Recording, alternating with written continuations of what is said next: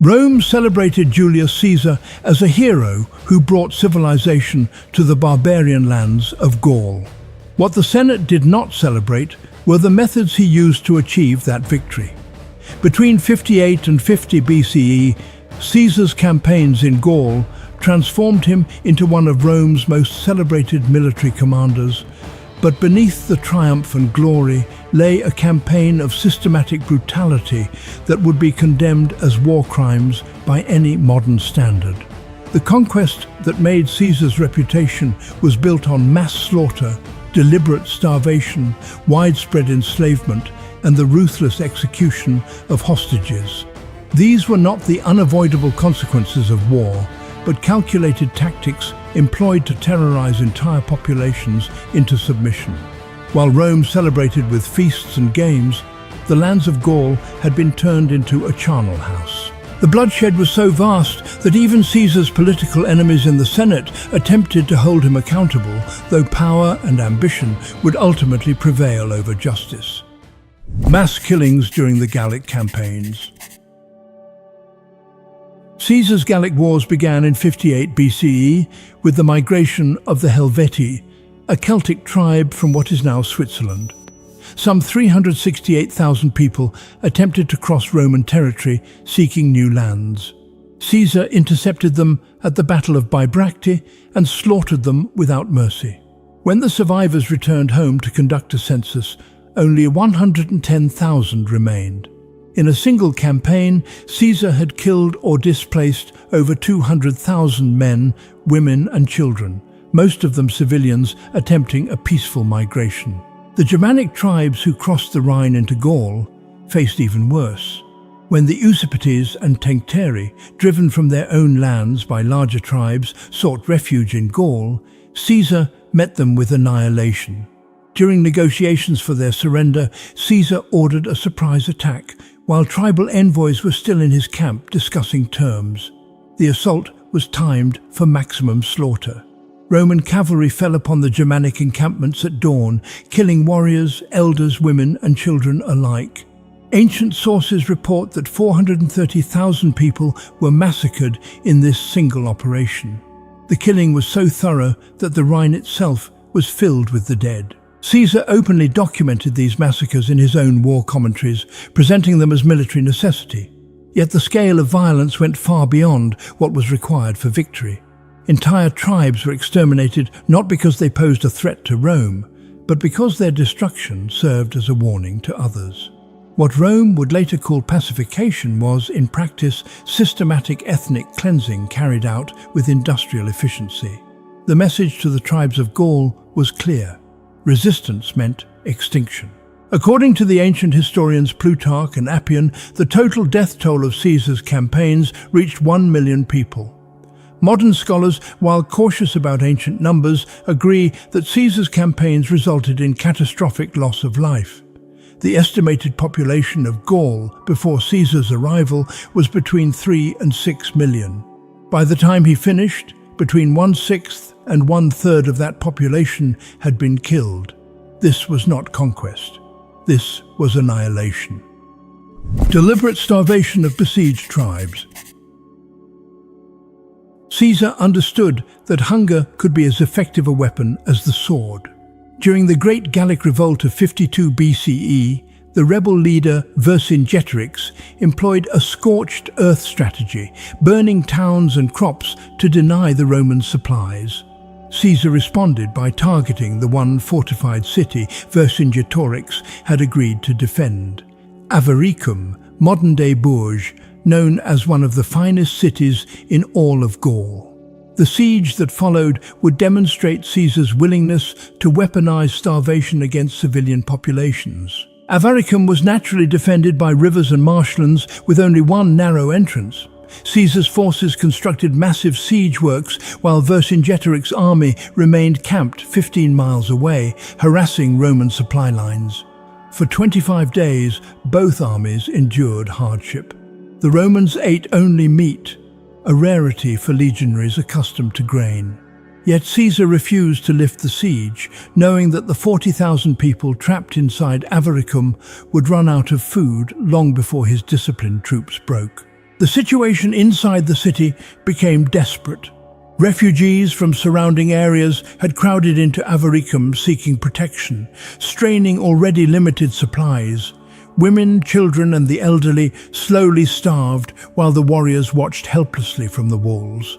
When Roman siege towers finally breached the defences during a rainstorm, the legionaries, frustrated by weeks of hunger and hardship, showed no mercy. Caesar's own account records that his troops killed all 40,000 inhabitants.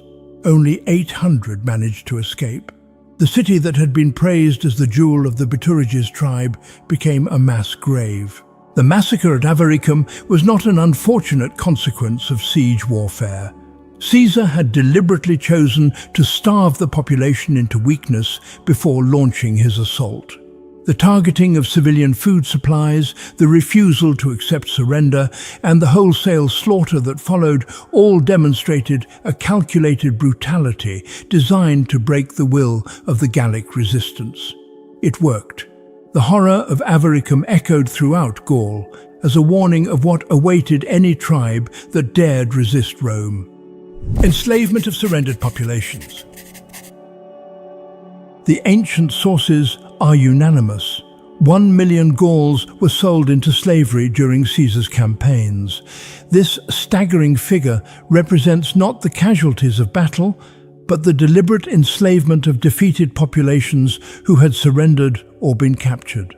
Slavery was the fate awaiting those who survived Caesar's conquests, and it served both economic and strategic purposes. After the Veneti, a powerful maritime tribe, were defeated in a naval battle in 56 BCE, Caesar ordered the execution of their entire council of elders and sold the rest of the population into slavery.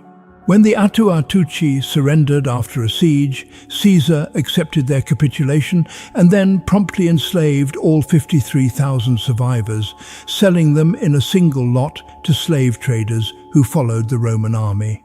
The conquered peoples of Gaul became commodities, distributed to Caesar's soldiers as rewards or auctioned off to enrich his war chest. The economic motivation behind this mass enslavement was significant. Roman generals were expected to share the proceeds from the sale of captives with the Senate, but Caesar's own commentaries conveniently omit any mention of these transactions. By recording in his reports that prisoners had been killed rather than enslaved, Caesar could keep the profits for himself and his troops.